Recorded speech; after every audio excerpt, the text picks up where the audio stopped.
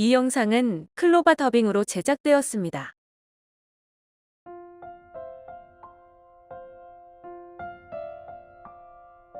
(10일) 계란 가게 총각 아저씨.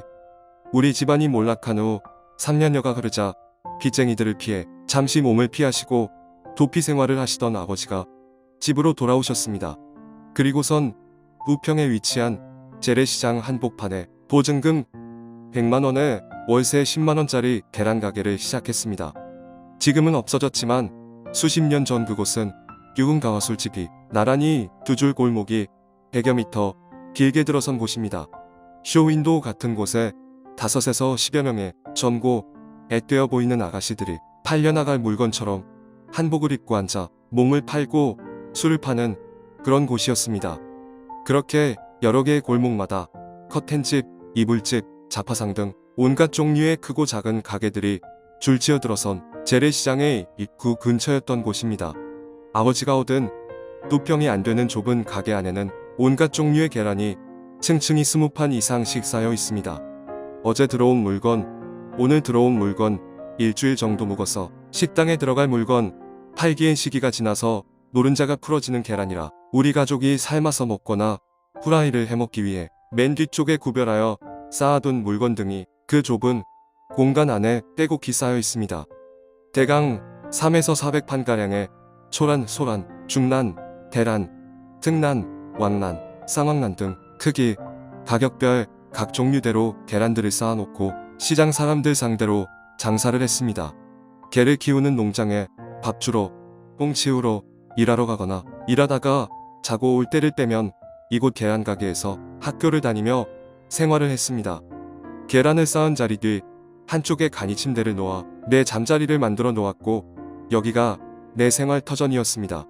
부서질 듯한 허술한 책상 하나를 사무실 책상 겸 놓고 낮에는 소매 장사하며 판매 장부를 적고 저녁에는 책도 읽고 신학대학교 다니며 레포트를 쓰기도 하였습니다.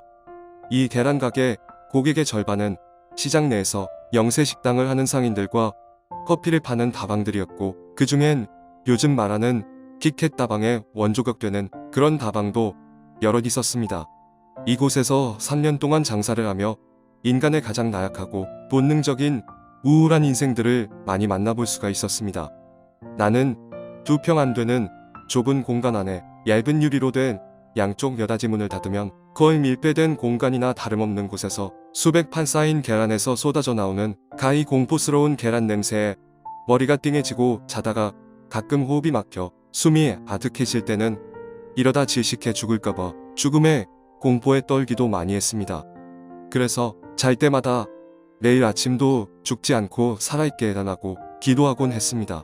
더욱이 한여름 밀폐된 공간 안에 문까지 걸어 잠그고 계란이 상할까 염려되어 무려 3대나 되는 선풍기를 밤새 돌리며 잠잘 때에는 계란에서 나오는 미세먼지에 목이 컬컬하고 간지럽고 가래가 끓고 귓속으로 파고드는 바람이며 왼쪽, 오른쪽 위에서 쉴 새 없이 불어대는 선풍기 바람에 온 머리가 빙글빙글 돌고 어지러워 밤마다 말 못할 생지옥 고문을 당하는 느낌이었습니다.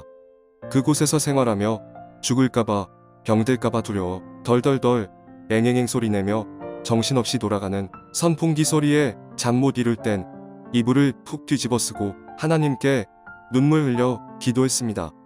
가난한 자의 서름, 고난에 처한 자의 아픔, 죽을까봐 병들까봐 두려워 떠는 젊은이의 고통을 아무 듣는 이도 없고 선풍기 소리 외엔 들리는 소리 하나 없던 적막한 그곳에서 흐느끼며 기도하다 잠들곤 했습니다. 다방 아가씨들이 계란을 사러 올 때 민망할 때가 한두 번이 아니었습니다. 옷을 벗었는지 입었는지 알 수 없는 가슴을 거의 드러낸 야릇한 옷차림에 허연살 허벅지를 다 드러내고 역겨움이 올라올 정도의 짙은 화장품 냄새를 뿌리며 지난 저녁 손님 접대하며 술 먹고 노래 부르다 지친 목을 달래려고 싱싱한 계란 2개를 그 자리에서 쇠 젓가락으로 구멍을 깨서 쪽쪽 빨아먹고 가기도 하고 비닐봉지에 담아 들고 가기도 하면서 한마디씩 던져놓고 가는 이야기 속에 양지바른 장밋빛 세상 속에서 볼 수 없었던 베일에 가려진 우울한 그늘 속에 살아가는 그들의 영혼의 목마름을 느끼기도 했습니다. 어느샌가 계란만 사러 오는 것이 아니고 지난밤에 있었던 일들을 털어놓기도 하고 이곳에까지 흘러들어오게 된 가슴 아픈 사연들에 넋두리도 하고 신부님에게 고해성사하러 오는 사람들처럼 나를 대했습니다.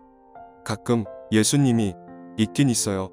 천국이 있긴 있어요 하는 삶의 진지한 물음도 물어오고 나 같은 버림받고 몸 파는 사람도 구원받을 수 있나요 하며 되묻는 아가씨들도 있었습니다.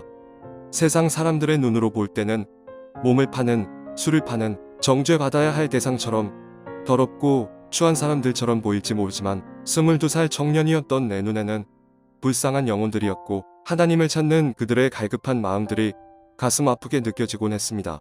계란가게 아저씨 신학생이래. 나중에 목사님 되는 거래. 30대 후반 유부남 아저씨가 아니고 22살 젊은 아저씨래. 어린 나이에 안 해본 일 없이 산전수전 다 겪으며 이순신 장군처럼 날카롭게 치켜올라간 눈썹에 짧은 스포츠 머리, 광대뼈 튀어나온 길쭉하고도 마른 얼굴에 몸매가 깡마르고 햇볕에 얼굴과 몸이 시커멓게 그을린 나는 영락없는 인생 험하게 살아온 30대 후반의 유부남 아저씨 몰골이었습니다. 어느 날부터인가 나는 계란가게 총각 아저씨라는 별칭으로 유흥가 아가씨들과 시장 상인들에게 널리 불리고 있었습니다.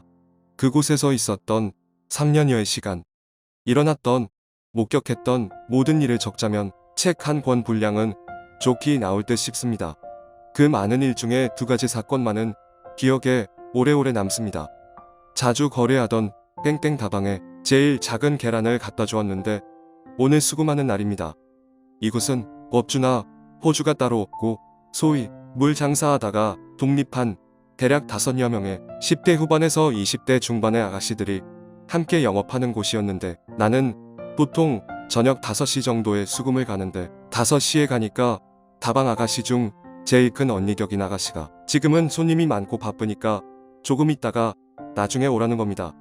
그래서 2시간 뒤에 갔더니 문 닫을 시간이 저녁 10시니까 그때 오면 수금해 주겠다고 합니다.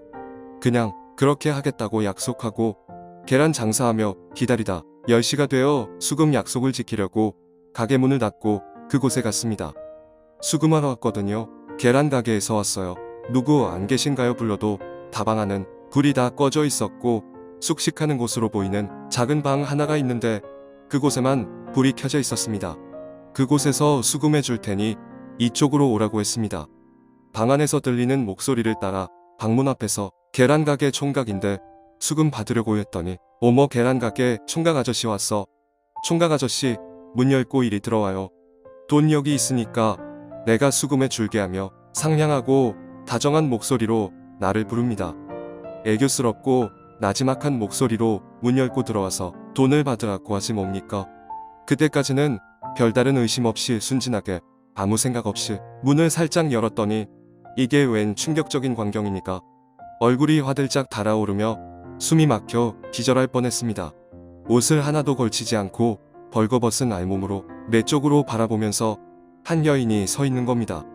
살결이 백옥처럼 희고 그 어떤 미인 대회 미스 코리아보다 아름다운 몸매를 한 여인이 벌거벗고 서 있는데 왜 이리 가슴이 두방망이질하고 어찌할 바 몰라 정신이 황망하고 넉다간 이처럼 정신이 아득하고 멍멍해지는 것입니다. 순간 얼른 얼굴을 다른 쪽으로 휙 돌리면서 이게 무슨 일입니까? 나중에 수금하러 올게요 하며 돌아서려는데 잠깐만요 하며 내 발걸음을 붙잡으며 그 다방가게 아가씨가 거부할 수 없는 유혹을 시작합니다. 일부러 다른 다방 아가씨들 일찍 퇴근시키고 자신만 남았다고 합니다. 누가 보는 사람도 없는데 날 마음껏 가지라고 이야기합니다. 이미 내가 신학생인 걸 알고 있었고 훗날 목사님 될 계란가게 총각 아저씨하고 한번 자보고 싶었다고 대담스러울 정도로 솔직히 말을 합니다.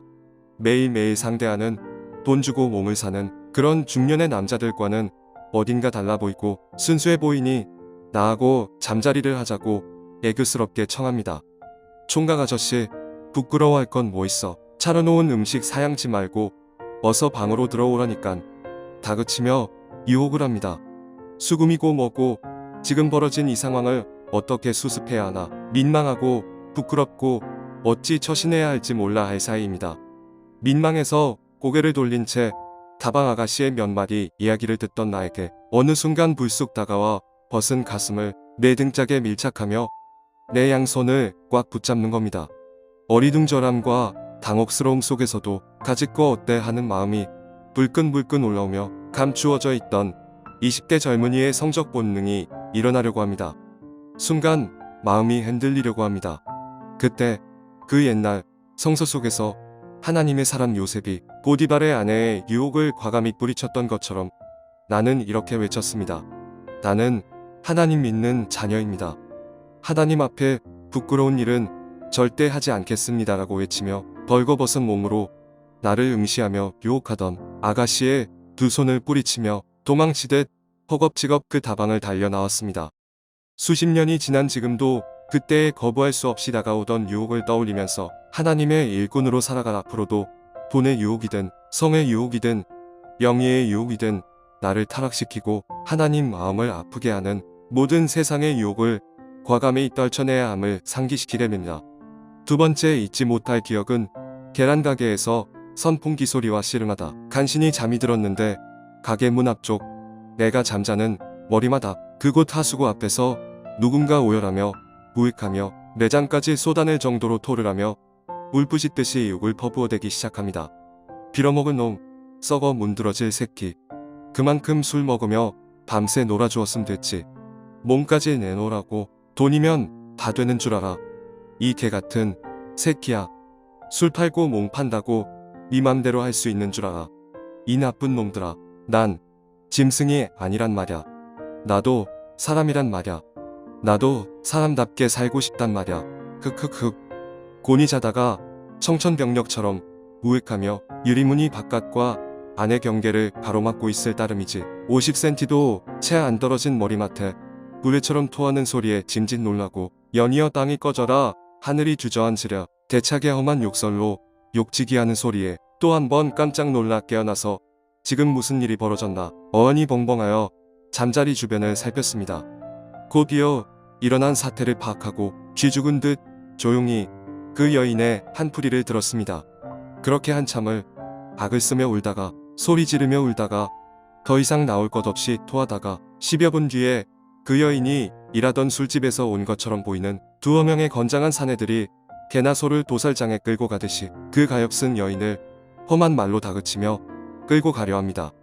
끌고 가는 사람에게 하는 것인지 무심한 하늘에 대고 하는지 고래고래 소리 지르며 욕을 해대는 그 여인을 짐승처럼 신발이 길바닥에 끌리며 질질질 끌고 가는 소리가 내 귓가에 너무 슬프게 메아리쳐 들려왔습니다.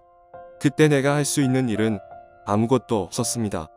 그 여인이 도망치고 싶었던 세상은 무엇이었을까?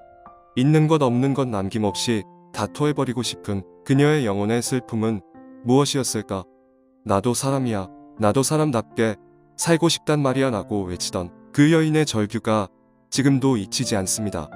사람이 사람일 수 있고 사람이 사람답게 살 수 있는 세상을 만들라고 소외되고 버림받은 이들에게 찾아가라고 그날 밤 내 귀에 새겨주신 하나님의 준엄한 사명처럼 결코 잊을 수가 없습니다. 그렇게 가슴 깊이 새겨져 결코 잊을 수가 없었습니다.